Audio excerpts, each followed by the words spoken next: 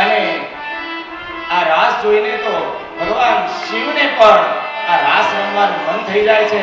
પેલી બાજુ માં પાર્વતી તૈયાર થતા હોય છે અને તે સમયે પહેલી વાર ભગવાન શિવ હઠ કરે છે કે હે પાર્વતી, મને લઈ જાને, મારે પણ આ રાસ રમવો છે. એ ઠાકોર મારો જે કનૈયો છે એની સાથે મારે રાસ રમવો છે. ત્યારે પાર્વતીજી કહે છે એમને એમ થોડા કઈ લઈ જવાય તમને, ત્યાં બધી ગોપીઓ હોય, તમે ગોપી છો? તો ભગવાન શિવ કહે છે નથી તો બની જાઓ. તો પાર્વતીજી કે તમારા જેટલા મોટા ચણિયાચોળી મારે લાવવા ક્યાંથી? એક તો આટલા આટલા મોટા દેખાવ, ગળામાં સાપ લટકાવો, બધી ગોપીઓ ભાગી જાય તમને જોઈને. તો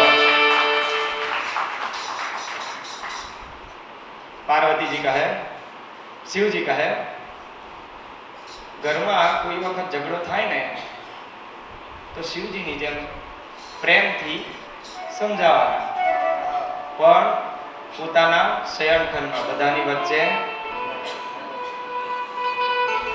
અહીંયા ભગવાન ઠાકોરજીના રાસ રમવા માટે ભગવાન શિવજી પાર્વતીને વિનંતી કરે છે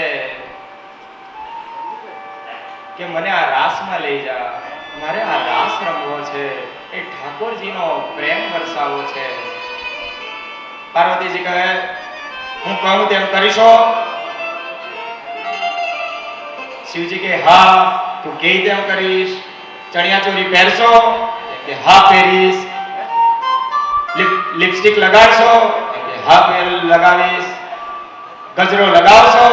હા લગાવીશ. ઓઢણી ઓઢશો? હા ઓઢીશ. નથણી પણ પહેરવી પડશે? હા પહેરીશ. બધામાં હા. પાર્વતીજી કે ઉભા રહો.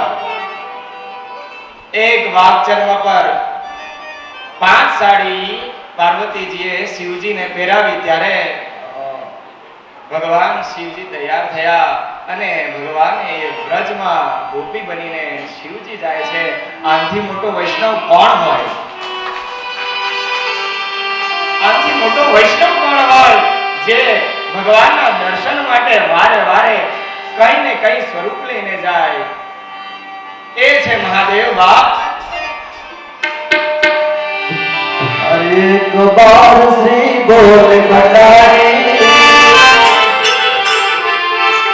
एक बार श्री बोल भंडारी,